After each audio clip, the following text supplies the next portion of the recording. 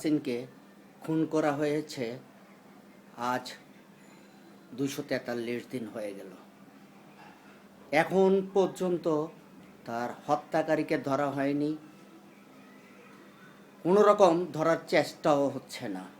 কারণ আদনান তাসিন হতভাগা শিক্ষার্থী, যার হত্যার বিচার তার শিক্ষা প্রতিষ্ঠানের শিক্ষার্থী, শিক্ষক, প্রিন্সিপাল কিংবা তার বন্ধুরা পর্যন্ত তার হত্যার বিচার দাবি করেনি। তার কপালটাই খারাপ, তার পক্ষে কেউ এসেও দাঁড়ালো না। তাদের বন্ধু, এত বছরের বন্ধু, যে শিক্ষা প্রতিষ্ঠানে এসে 13 বছর লেখাপড়া করেছে, এত অর্জন তার বারিধারা স্কলার্স ইনস্টিটিউট, তার 17 বছর জীবনের 13 বছর সেখানে, শতাধিক মেডেল, ট্রফি, অনেক সার্টিফিকেট। কিন্তু সে যেদিন খুন হয় সেদিন তারা সাংস্কৃতিক অনুষ্ঠান করে, সেখান থেকে একজন অভিভাবক বা একজন শিক্ষার্থী এসেও সমবেদনা জানালো না। তারা কেউ দাবি করলো না আদনান তাসিন হত্যার বিচার চাই বলে।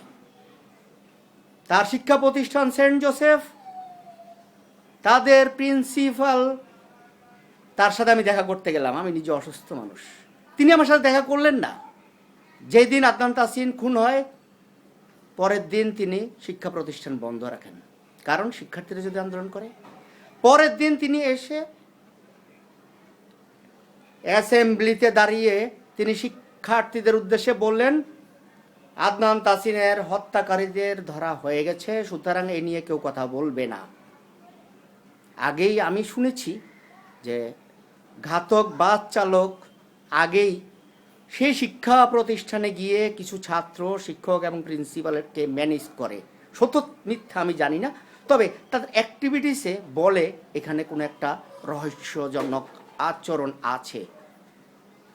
প্রিন্সিপাল না হয় অ্যাসেম্বলিতে দাঁড়িয়ে কেন বলবেন যে আদনান তাসিনের হত্যাকারীদের ধরা হয়েছে? তার মানে তিনি আফিম খেয়ে বেহুঁশ হয়ে আছেন। তারপরও বীর কিছু শিক্ষার্থী যারা আদনান তাসিনের কষ্টটা মর্মে উপলব্ধি করে, তারা 13ই এপ্রিল রাস্তায় মানববন্ধন করার একটা পরিকল্পনা করে এবং সে অনুযায়ী ফেসবুকে ইভেন্ট পোস্ট করে। কিন্তু প্রিন্সিপাল, শিক্ষক এবং কিছু শিক্ষার্থী যারা স্বার্থের আফিম খেয়েছে, তারা তাদের সেই মানববন্ধন কর্মসূচিও পণ্ড করে দেয়। আমি আদনান তাসিনের পিতা হিসেবে দেশবাসীর কাছে, দেশের সকল শিক্ষার্থীর কাছে আবেদন জানাই, আপনারা আদনান তাসিনের হত্যার বিচারের দাবিতে আমার পাশে দাঁড়ান।